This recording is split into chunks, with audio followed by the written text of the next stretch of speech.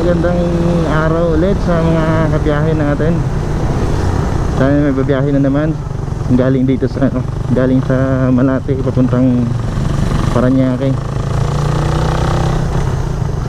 Ang ganda ng panahon din ngayon, oh. Kanina lakas ng ulan. Kala ko hindi na hihinto yung ulan. Sabi ko baka mamaya basa na naman ako nito pag nahatid ako ng pagkain. Buti huminto.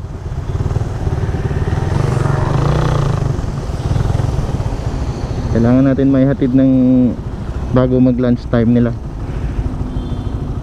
Si alas 11:30 lunch time nila.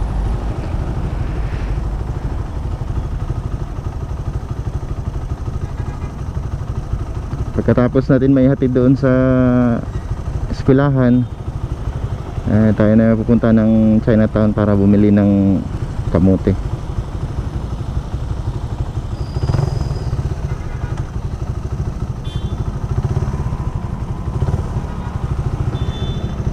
So ang ano naman natin, yung topic naman natin parte doon sa yung sa mga kapwa natin nagmumotor na nagmumotor o di kaya nakakotse, yung tipo na yung mag-overtake ka na tapos naka-signal light ka, imbis na babagalan yung takbo lalo pang bumibilis. Kasi dapat bigayan, kasi syempre sa kalsada kailangan natin ng bigayan ng space para walang madidisgrasya. Imbis na umovertake ka, lalo pang bibilisan para magit-git ka. Pero sa pag-overtake naman, mayroon din namang way para maayos yung pag-overtake natin. Ilagay din naman sa tama. Walang masama sa pag-overtake. Kaso yung iba, kahit alanganin, umu-overtake pa rin.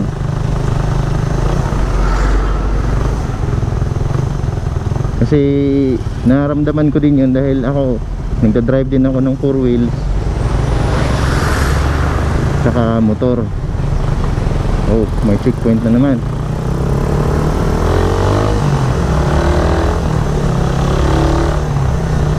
Tapos pag ako din naman nagda-drive din ako ng nagda-drive din ako ng 4 wheels, nag-giveaway din ako sa mga mga motor. Kaya siyempre ramdam ko din yung init, yung singaw ng usok ng mga sasakyan.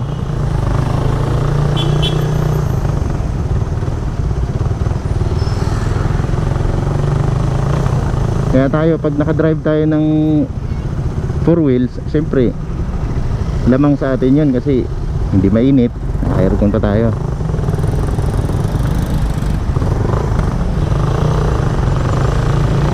Kaya pagbigyan natin mga nakadrive ng kotse, pagbigyan din naman natin yung mga motor. O tayo din na nakamotor, giveaway din tayo sa mga naka 4 wheels para walang disgrasya.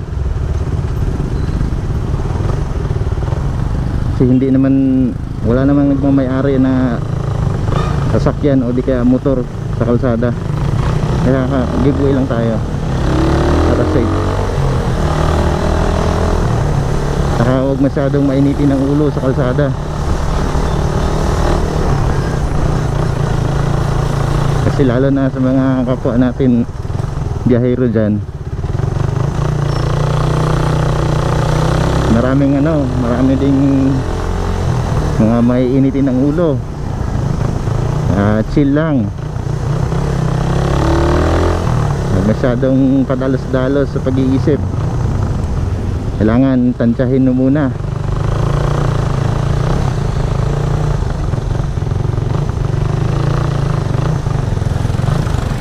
Balik tayo dun sa sa topic natin, sa yung mga motorista nga na yung tipong overtake ka na bibilisan pa para hindi ka maka-overtake. Isa na din dyan yung yung taxi. Hindi nga UB Express. Ano na boss, hindi ka talaga pagbibigyan dyan. Kailangan lamang ka na. Kapag umuberti ka, kailangan talaga nakakalculate mo na makakalusot ka talaga. Pero kung mag-aalangan ka na overtake, naku, tulad dun kahapon dito banda, ayaw magbigayan, edi bangga sila. Iwan yung iwan yung kapaludo ng Dios. Ayaw magbigayan eh.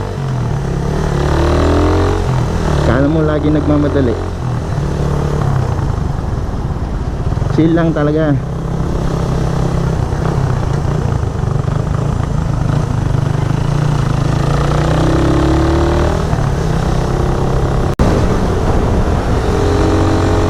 Ganda ng panahon talaga ngayon, no?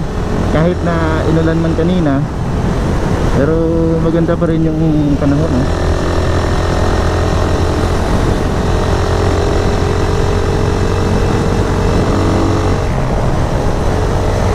Malinis na malinis yung kalsada, hindi na katulad noon na sobrang traffic talaga dito ng mga nakaraang mga videos ko yung ginagawa pa to dito. Na isa o dalawang lane yata yung binuksan dito noon, pero ngayon ang laking ginawa. Yung sa kabila naman, yung halos kalahati ng kalsada yung nakasara, pero malapit na din yung matapos. Mamaya dadaanan na natin yung pagbalik.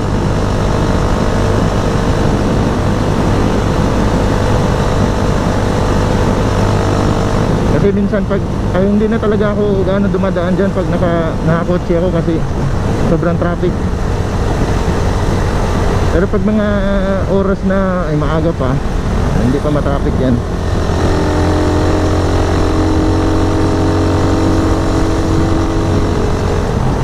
Mga banda, mga ganitong oras na, hindi kaya hapon, sobrang traffic na yan dyan. Lalo na yung parang dalawa lang yung nakabukas na linya, tapos apat simula dyan sa pagbaba ng tulay, apat na linya. Pagdating dun sa unahan, naging dalawa na lang. Kasi yung dalawang linya magsisiksikan yun, kaya nagkakaroon ng buhol-buhol. Ayaw pa magbigayan. Pare-parehas lang din naman, papunta kayo dun. Talagang napaka-traffic na. Dagdagan pa ng mga malalaking truck. Tapos mga kapwa natin, mga biyahero, ayaw pa magbigayan. Wala. Dapat talaga bigayan tayo sa kalsada. Kasi yun lang naman talaga, para walang walang initan.